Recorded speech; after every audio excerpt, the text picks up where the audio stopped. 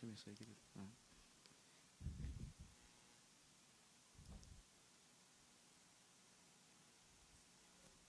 Queria que a gente abrisse juntos a palavra de Deus lá na profecia de Ageu. Ageu, capítulo 1. Eu vou ler os 3 primeiros versos de Ageu, capítulo 1. Ageu está entre Sofonias e Zacarias, bem ali no finalzinho do Antigo Testamento. É um livro pequenininho da Bíblia, tem 2 capítulos, mas que tem uma mensagem poderosa de Deus para nós. Diz assim: no primeiro dia do 6º mês do 2º ano do reinado de Dario, a palavra do Senhor veio por meio do profeta Ageu ao governador de Judá, Zorobabel, filho de Sealtiel, e ao sumo sacerdote Josué, filho de Josadaque, dizendo: assim diz o Senhor dos exércitos, este povo afirma, ainda não chegou o tempo de reconstruir a casa do Senhor. Por isso, a palavra do Senhor veio novamente por meio do profeta Ageu. Acaso é tempo de vocês morarem em casas de fino acabamento, enquanto a minha casa continua destruída? Deus abençoe a sua palavra no nosso coração. Eu queria que a gente pensasse nessa noite sobre essa expressão, acaso é tempo? Tempo é o maior bem que a gente tem. Nada compra, nada muda, nada nos dá mais tempo ou tira o nosso tempo. Mensurar o tempo, mensurar as épocas. A gente vê aqui, boa parte das profecias começam datando o período em que aquelas profecias estavam sendo escritas, né? Aqui, Ageu atua, Ageu é um profeta no período pós-cativeiro babilônico. Ele está atuando no período do rei Dario. Então, há um tempo específico para essa palavra específica aqui. E é importante a gente entender que nós estamos no tempo. Talvez uma das coisas mais difíceis que nós estamos passando hoje é a dificuldade de mensurarmos o tempo da nossa vida. É algo que Moisés pede para Deus: olha só, Deus, me dá um coração sábio, me dá entendimento, me dá sabedoria para entender o tempo da minha vida, né, o quão curta é a minha vida. E a gente tem essas palavras dependendo do momento em que a gente está vivendo. Um momento mais pessimista, a gente fala: nossa, a vida é um vapor. Geralmente, quando a gente se depara com a morte, a gente se depara com a perda de alguém, a gente fala que o tempo é um vapor, que a vida é um vapor, que a vida é passageira, que a vida é muito curta, que a vida passa rápido. E em determinados momentos da nossa vida, as nossas atitudes não dizem isso. As nossas atitudes parecem dizer que tem tempo para tudo, que o tempo vai acontecer, que o tempo vai vir, e que a gente não está sabendo muito bem delimitar o tempo da nossa vida, e a gente vive na teologia do Zeca Pagodinho: deixa a vida me levar, vida leva eu, e o tempo está correndo, e a vida está me levando, e o tempo está passando. Possivelmente, a ideia que eu quero trazer aqui para a gente é isso que estava acontecendo com Israel.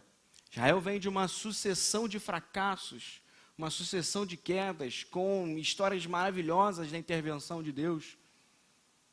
Israel tem toda a sua história, ele pode olhar desde a família de Abrão até toda a conquista da terra prometida, uma sucessão de tempos, de fracassos, de pequenez do povo, de irrelevância do povo, de escravidão do povo, em detrimento a grandes movimentos de Deus, a grandes intervenções divinas, a abertura do Mar Vermelho, a conquista da terra prometida, o reinado de Davi, né, a descendência de Davi. Agora, mais especificamente, Deus usando um momento político, social ali, da proeminência do reino da Pérsia para libertar o povo de Israel do cativeiro babilônico e eles poderem voltar para Jerusalém e reconstruir a sua cidade, reconstruir ali as suas casas. Esse era o tempo que Israel estava vivendo. E eu não sei qual é o tempo que você está vivendo. Existem pessoas aqui vivendo um tempo de sofrimento muito grande. Pessoas que enfrentaram esses últimos anos de pandemia de uma forma muito dolorosa, perderam gente querida, viram a vida mudar de uma forma muito grande, pessoas que eram bem-sucedidas em suas carreiras ou perderam seus empregos, perderam seus negócios, viram aí a asfixia financeira chegar na casa, viram os filhos se perdendo, viram os filhos indo embora, o lar está vazio. Jovens e adolescentes que estavam tendo ali a sua rotina na faculdade e perderam essa rotina e ficaram enclausurados em casa e perderam um pouco essa noção do tempo, trocam o dia pela noite, a noite pelo dia, não tem rotina, não tem disciplina, o tempo está vago demais. É tanta incerteza que é melhor não parar para pensar. Uma das características da nossa geração é a dificuldade da gente fazer reflexões mais profundas. Nós somos a geração do like, nós somos a geração da curtida, em que a nossa reflexão mais profunda é se eu gosto ou não gosto, se é bom ou ruim, se é legal ou se é chato. A gente não consegue concatenar, ou a gente está perdendo a razoabilidade de tentar entender o que está acontecendo, se além do seu gosto, se é certo, se é moral, se é ético, se isso constrói a minha vida, se isso me leva para frente, se isso tem futuro, se isso faz sentido com o contexto que eu estou vivendo, se isso tem a ver com o que Deus quer para a minha vida, se isso tem a ver com o que eu sempre aprendi em casa ou na igreja, se isso tem a ver com aquilo que é uma verdade para mim. É um tempo de incoerência, é um tempo em que a gente toma decisões pelos sentimentos. A gente sai do culto, se o culto fez a gente se arrepiar, o culto foi bom, mesmo que tenha sido vazio. Se o culto não fez a gente se arrepiar, a gente se movimentar, o culto não foi bom, porque a gente é movido pelas nossas sensações.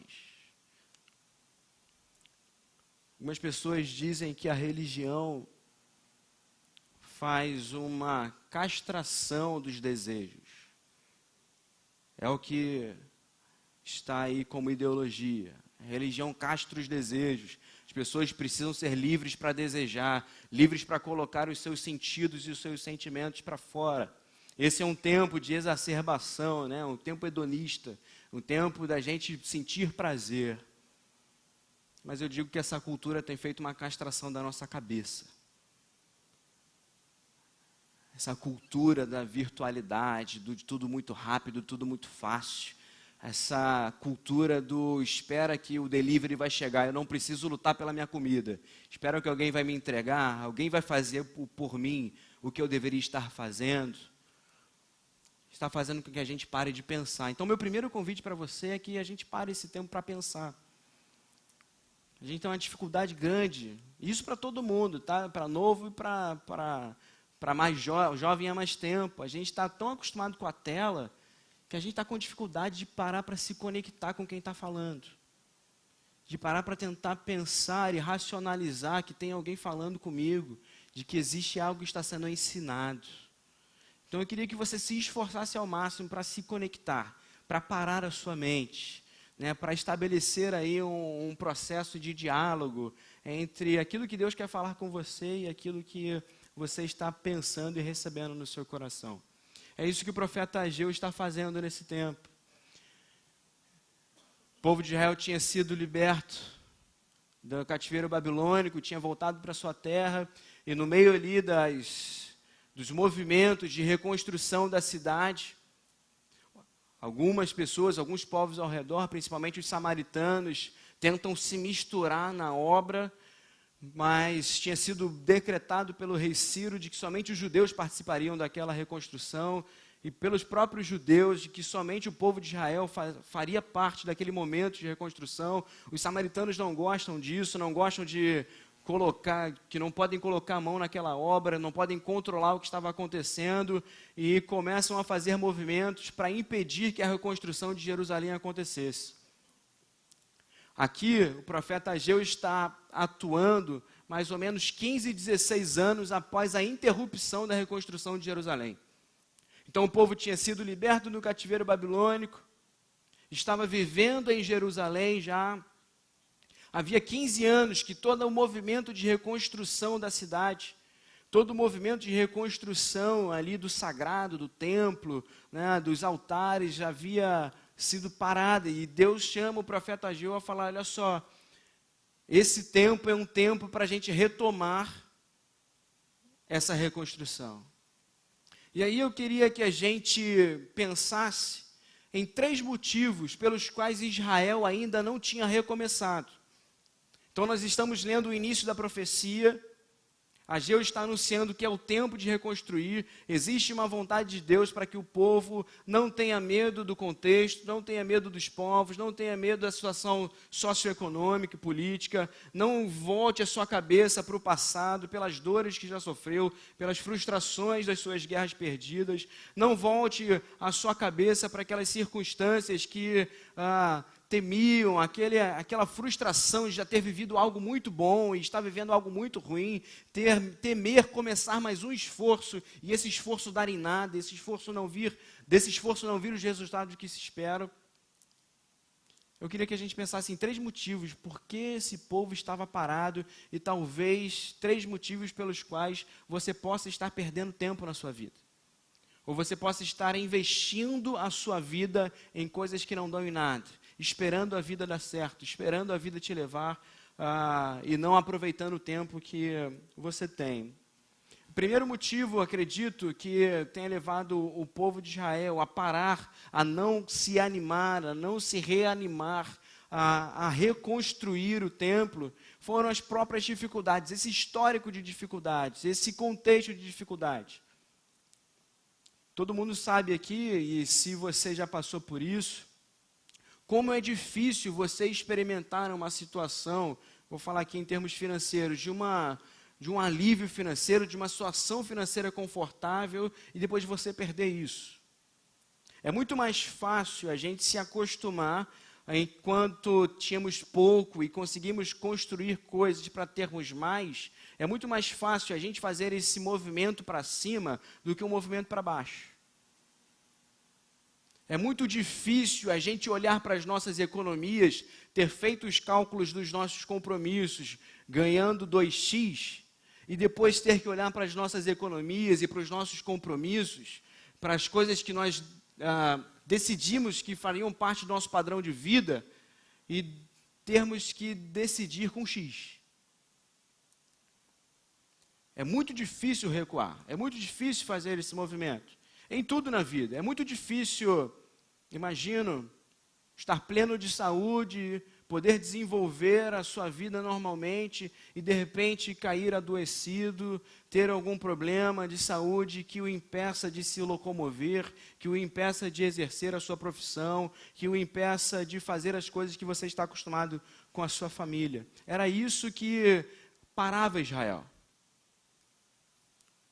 Israel tinha sido a nação eleita, vivido aqueles tempos de primazia, e de repente Israel é invadido, as características do povo são perdidas, eles são misturados ali, a cultura babilônica, os principais de Israel vão para a Babilônia, né, os mestres, os jovens, os intelectuais vão todos para a Babilônia, se misturam na cultura babilônica.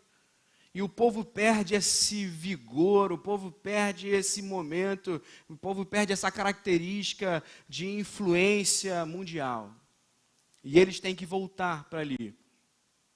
Você imagina estar aqui, cultuando no templo da Igreja Barão, e de repente alguém invade aqui, quebra tudo, e daqui a 20, 40 anos você volta para cá, está tudo destruído, e Deus te chama para reconstruir isso aqui. É isso que Israel está vivendo. A gente às vezes tem muita pouca maleabilidade para sofrer os reveses da vida e conseguir pontuar o ponto de reinício. Israel estava parado, contemplando as suas dificuldades, sem entender que o mesmo Deus que havia feito daquele não povo um povo, o mesmo Deus que te estava cumprindo e que cumpriu as suas promessas desde Abraão, estava com eles continuavam sendo o povo de Deus, eles continuavam sendo uma nação de sacerdotes, eles continuavam sendo o povo separado por Deus, independente de contexto, independente de situação. O que Deus quer trazer para nós é que as dificuldades que você passa hoje na sua vida não limitam aquilo que Deus quer realizar através de você. Por vezes nós nos apegamos a testemunhos antigos. Há momentos em que Deus interviu na nossa história. Há momentos em que nós vimos a mão poderosa de Deus na nossa vida. Essa mesma mão poderosa está contigo hoje e todos os dias da sua vida. A pergunta é: acaso é tempo de continuar parado contemplando as dificuldades? Existe um versículo em Jó, que é Jó 29:2, que Jó fala assim: quem me dera ser como eu fui nos meses passados, como nos dias em que Deus me guardava. Quem me dera viver aqueles tempos antigos, em que aqueles parentes tão queridos estavam próximos, em que minha família era tão unida, em que eu tinha aquele emprego que era tão bom, em que meus filhos estavam em casa, em que a igreja tinha outras pessoas que eu convivia, em que aquelas músicas tocavam no meu tempo. Quem me dera viver aqueles momentos em que eu sentia a presença de Deus. Eu quero te dizer, meu amado irmão, minha amada irmã, que aquelas experiências, elas ficam no tempo, mas o tempo está aqui presente para nós vivermos outras experiências. E talvez o que falte no nosso coração é o desejo de viver novas experiências, é o desejo de fazer novas amizades, é o desejo de conhecer novas pessoas, é o desejo de fazer com que todas as coisas sejam novas. Assim como Paulo fala em 2 Coríntios capítulo 5, quando nós encontramos a Cristo, todas as coisas se fazem novas, e nós vamos passando pela renovação dos tempos na nossa vida, ao passo em que a gente vai enfrentando as nossas dificuldades, e vamos deixando para trás aquelas coisas que nos impediam, e vamos olhando para o porvir, e vamos conseguindo contemplar as coisas novas que Deus quer fazer na nossa vida. É um tempo de nós vivermos coisas novas. Não é tempo da gente contemplar as dificuldades. É tempo de vivermos coisas novas. Por quê? Simplesmente porque as circunstâncias são novas. Os contextos são novos. As pessoas são novas. As dificuldades são novas, são outras. Talvez você tenha vivido as dificuldades de criar um filho adolescente. Hoje você vive com a dificuldade de ver o seu filho casado fora da sua casa. Talvez você tenha vivido as dificuldades de escolher a sua profissão enquanto adolescente. Hoje você vive as dificuldades do mercado de trabalho. Talvez você tenha tido a dificuldade de construir um relacionamento e conseguir casar. Hoje você vive as dificuldades de carregar um filho no colo. As dificuldades são novas, mas o Deus é o mesmo. O mesmo Deus que te sustentou até aqui é o Deus que vai te sustentar no meio das novas dificuldades.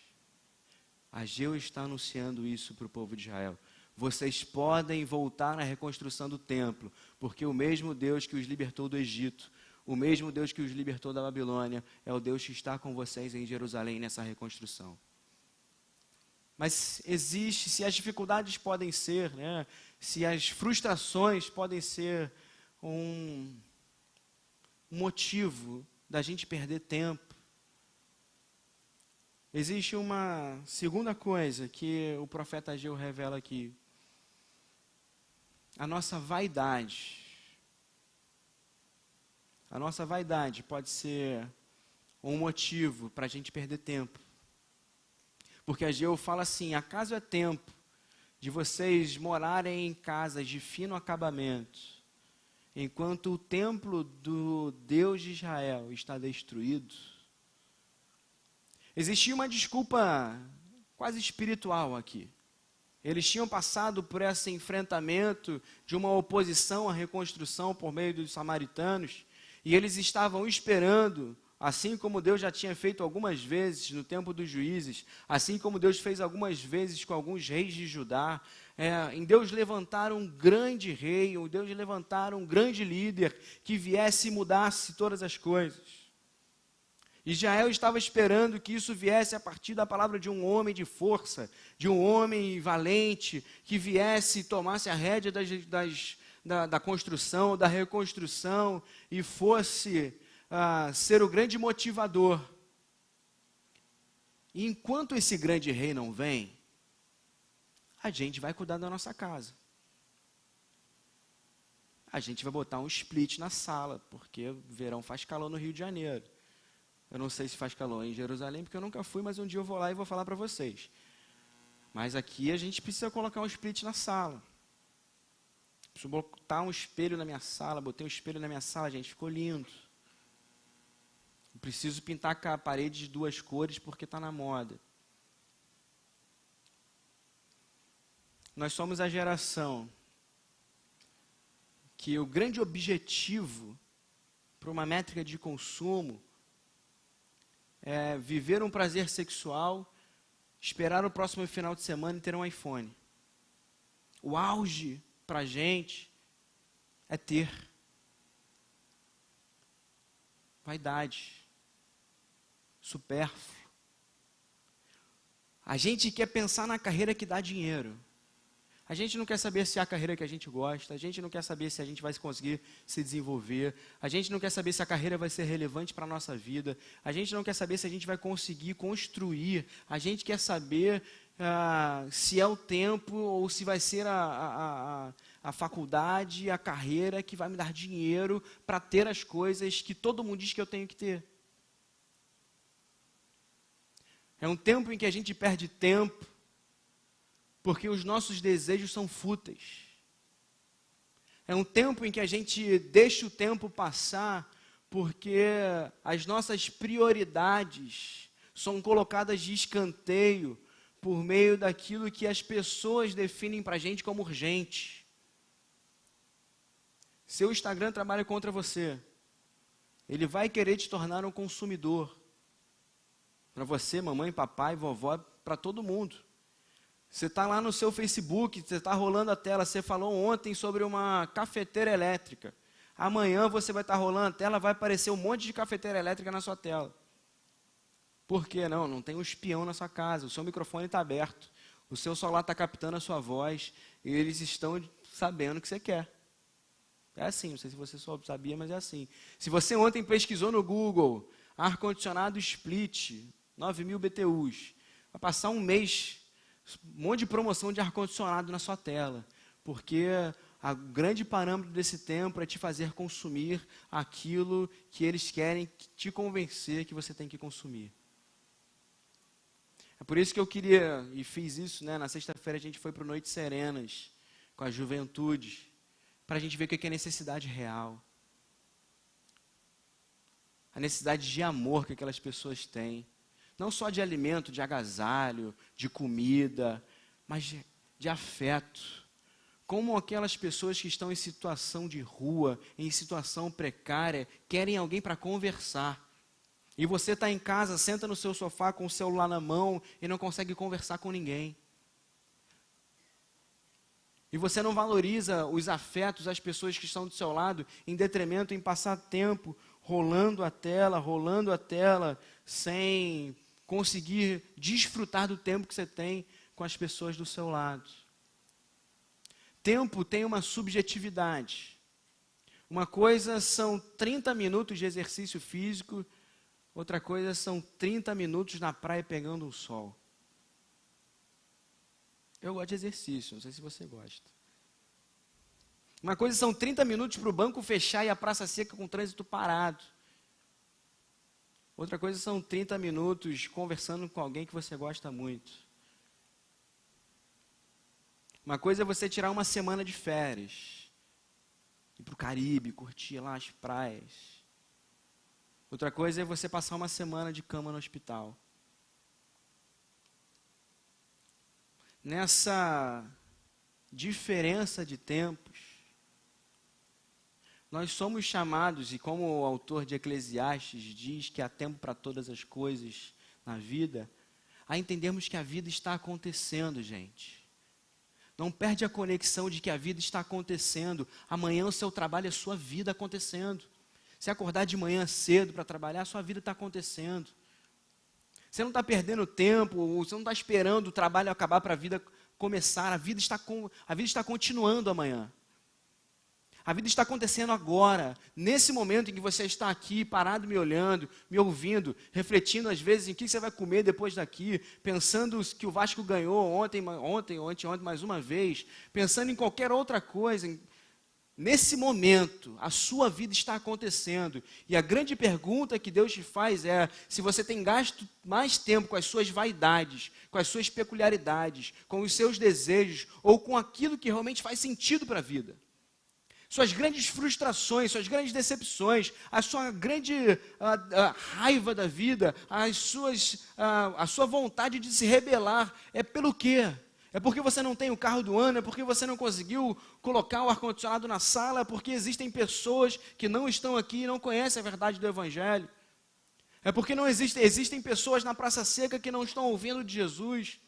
É porque essa igreja precisa continuar pregando o Evangelho sem esperar que um grande líder faça isso, mas Deus chama o seu povo a tornar isso urgente, a fazer isso arder no coração, a trazer o reino de Deus em primeiro lugar e para que as outras coisas nos sejam acrescentadas. Nós não podemos perder tempo com as nossas vaidades, nós não podemos perder tempo esperando que alguém faça aquilo que eu fui chamado a fazer.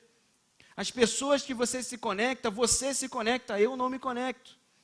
As pessoas que você pode alcançar, eu não posso alcançar. Nós estamos deixando de lado aquilo que precisa ser colocado em primeiro lugar. E é bom que Jesus define isso. Existe um tempo, o primeiro. Não é subjetivo, não é abstrato. Eu não vou decidir quando vai acontecer. Eu não vou deixar isso de lado em detrimento a outros momentos de vida. Eu vou entender que o reino está em primeiro. No meu tempo, na minha vida, nas minhas decisões, nas minhas prioridades, nos meus desejos, o reino tem que estar em primeiro lugar. Então, se de alguma forma o reino não está em primeiro lugar, existe uma deficiência de relacionamento com Deus. Na minha avaliação do meu relacionamento com Deus, eu não decido se está tudo bem com Deus porque está tudo bem em casa, ou se está tudo mal em casa, se eu estou me sentindo mal. Essas avaliações são abstratas. A avaliação é concreta. Eu estou colocando o reino de Deus em primeiro lugar. As minhas decisões partem de um princípio de que a vontade de Deus, que não é abstrata, é concreta, é revelada em Jesus Cristo. A vontade de Deus está em primeiro lugar na minha vida. Eu estou efetivamente participando da minha igreja. Eu estou efetivamente contribuindo com a minha igreja. Eu estou efetivamente entrelaçado em irmandade com esses irmãos que eu chamo de igreja comigo. Eu estou efetivamente amando o próximo ao ponto de fazer com que aquelas pessoas do meu trabalho, que não conhecem a graça que eu conheço, que não conhecem o amor que eu conheço, eu estou tão interessado na vida deles, eu estou tão efetivamente participando do coração deles, como amigo deles, que eu compartilho o Evangelho com eles. Amanhã no seu trabalho, a sua vida vai estar acontecendo. E a possibilidade de colocar o reino de Deus em primeiro lugar vai estar acontecendo. Hoje no seu lar, a sua vida vai estar acontecendo. E a possibilidade de colocar o reino de Deus em primeiro lugar estará posta à sua mesa. Para você trazer paz para a sua casa. Para você trazer perdão para a sua casa. São esses momentos em que a vida está acontecendo. Você pode perder tempo porque está contemplando as dificuldades. Você pode perder tempo porque está investindo tempo nas suas vaidades. Mas você pode perder tempo por estar apegado demais ao passado. É por isso que Ageu 2:9 vai falar: olha só, Israel, a glória da segunda casa será maior do que a primeira. Vocês estão contemplando esse templo destruído, mas a mesma glória que estava sobre o primeiro templo estará sobre o segundo templo. Aqui existe uma profecia messiânica, de que a presença de Deus estaria no Messias, no templo de Deus que era o Messias, no tabernáculo de Deus que era o Messias, que encarnou, que era Jesus Cristo. Uma expectativa que sim, viria aquele que estabeleceria um reino para sempre, assim como Daniel profetiza no capítulo 2. Olha, Israel, vocês estão vivendo essa situação, vocês continuam cativos, e Israel continua cativo para sempre. Vem o reino babilônico, invade eles, depois vem o reino persa, invade eles, vem o reino grego, vem o Império Grego e domina Israel, vem o Império Romano e domina Israel, eles continuam cativos para sempre, mas Jesus Cristo estabelece um reino para a eternidade. Ele está aqui e continua Rei dos Reis, Ele está aqui e continua Rei do Universo, e nós fazemos parte desse reino, e nós estamos contemplando esse reino. Não estamos contemplando o reino de um momento em que vivemos na igreja, não contemplamos a vida pelas experiências com Deus que tivemos no passado, mas hoje esse reino está posto aqui, o Rei está vivo, Jesus está vivo, as experiências que você teve com Deus no passado ficam para trás, porque existem novas oportunidades na sua vida. Meu pai reclamava muito das novas músicas da igreja, não sei se você reclama. Meu pai não gostava de barulho, a gente tem uma família de músicos, meu pai gostava daquelas músicas clássicas, dos hinos. Eu sempre falava para o meu pai, eu acho que eu já falei isso aqui, pai, você gosta desses hinos, não é pelo som, não é pelo tipo de música, mas é porque essas músicas, esses cânticos, esses hinos do cantor cristão te lembram as experiências que você teve com Deus na sua juventude. São caros, são belos, são poesias boas, são hinos teologicamente bons, tem alguns ruins também, mas esses hinos te lembram a momentos que você viveu com Deus, porque Ele vive, maravilhosa graça, sou feliz com Jesus. Boa parte de vocês tem experiências com esses hinos, mas eu queria te dizer que o mesmo Deus que estava lá naqueles hinos, que habitava no meio daqueles louvores, está aqui, habitando no meio dos nossos louvores, porque quem louva é o povo de Deus. Ele procura adoradores, ele não procura notas musicais, ele não procura sons dos instrumentos. Jesus diz no capítulo 4 de João, meu Deus, o Pai procura adoradores que o adorem em espírito e em verdade. Nós não precisamos entender, nós não devemos entender que aquele tempo foi bom.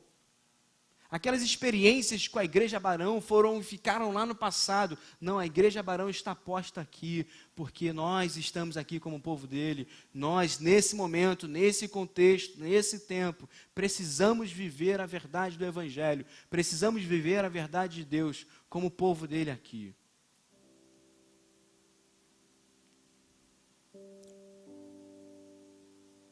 Meus irmãos, esse é o tempo. Não foi o tempo. Esse é o tempo em que Deus quer usar você, em que Deus quer usar a sua família, que Deus quer usar a sua casa, o seu trabalho, para anunciar o reino dele. O que urge nesse tempo não é que o contexto seja diferente, não é que venha um outro grande líder, alguém que tenha uma visão especial. Mas, assim como o profeta Ageu chamou o povo, Deus está chamando o povo, a gente da Barão. Você que está chegando em nossa igreja, você que está na sua casa nos assistindo, você que está aqui desde a construção dessa igreja, você que tem orgulho de dizer que está há 30, 20, 40 anos na Barão. Não para ter as experiências do passado, mas para ter as experiências aqui e agora. Com essas pessoas, nesse contexto e nesse tempo. A minha pergunta para você é se há tempo disso na sua vida. Se há espaço no seu tempo para você decidir viver para a glória de Deus, manifestar o reino dele onde você estiver, abrir mão da frustração, da vaidade, do apego ao passado, viver agora aquilo que Deus tem para a sua vida. Pessoas passaram, canções passaram, momentos passaram, porque sempre vão passar. Sempre haverão novas circunstâncias. Mas o Deus é o mesmo. O poder é o mesmo. O Rei é o mesmo. Eu quero saber se o seu coração é o mesmo da sua juventude. Se a sua dedicação a Deus é o mesmo da sua infância. Se o seu desejo de conhecer a palavra de Deus, de ter experiências com Deus, é o mesmo que nos tempos passados. Porque é isso que vai definir se você vai viver novas experiências com Deus ou não. Talvez o que você não esteja percebendo é que o tempo te fez mudar. As dificuldades te fizeram mudar. Endureceram o seu coração. A vaidade te fez mudar. Endureceu o seu coração. Esse apego ao passado, essa crítica ao que acontece hoje. É um tempo que tem tanta gente para criticar e pouca gente para solucionar. E Deus está te pondo aqui como solução. Deus está te levantando aqui como solução. Eu creio nisso. Por isso que Ele queria que você abaixasse sua cabeça nesse momento. Eu gostaria de orar por você. O que tem feito você perder a noção do tempo? O que tem feito você deixar de fazer aquilo que é prioritário? Eu queria que você colocasse isso diante de Deus. Talvez os seus sofrimentos estejam endurecendo o seu coração. Eu queria que você orasse agora. Sempre que o povo de Israel enfrentou um período de crise, Deus pediu para o povo avançar. De frente para o Mar Vermelho, Deus pede para o povo avançar. Noé, diante de uma geração sem Deus, pede: Noé, não é tempo de ficar em casa. Elias, diante das batalhas contra Jezabel, dentro da caverna, Deus pede: Elias, sai dessa caverna, porque o consolo de Deus vai vir sobre a sua casa, enquanto você caminha com Ele, e enquanto você age pelo reino. Deus, Tu sabes o nosso coração, Tu conheces a nossa vida. Tu sabes, Senhor, o quanto as dores da vida marcam a nossa história. O quanto a falta de pessoas queridas machucam o coração. O quanto os contextos financeiros, por vezes, asfixiam as nossas possibilidades, Pai.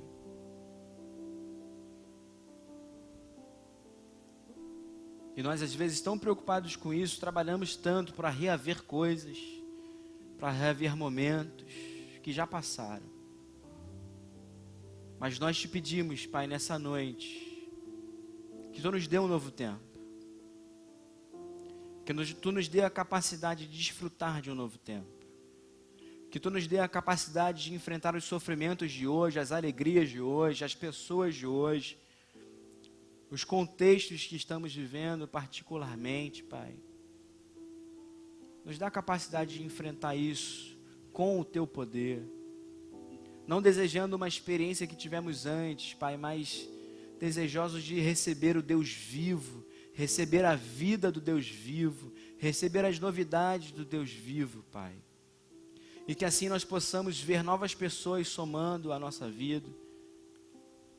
Que assim nós possamos ver a nossa igreja crescendo em graça, crescendo em vida. Que assim nós possamos ver a nossa vida se renovando. E a nossa expectativa de saber enfrentar novas circunstâncias, Pai. Ajuda a gente a não perder tempo, Pai. Ajuda a gente a aproveitar hoje. Sem ansiedade. Sem decepção demais.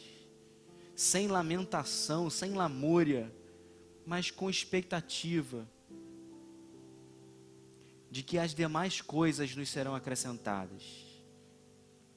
Que hoje a gente busque o Teu reino, porque confiamos que no futuro as demais coisas vão sendo acrescentadas à nossa vida. Nós te entregamos, Senhor, mais uma vez o nosso coração, pedindo para que o Senhor nos reavive, nos reanime na tua obra.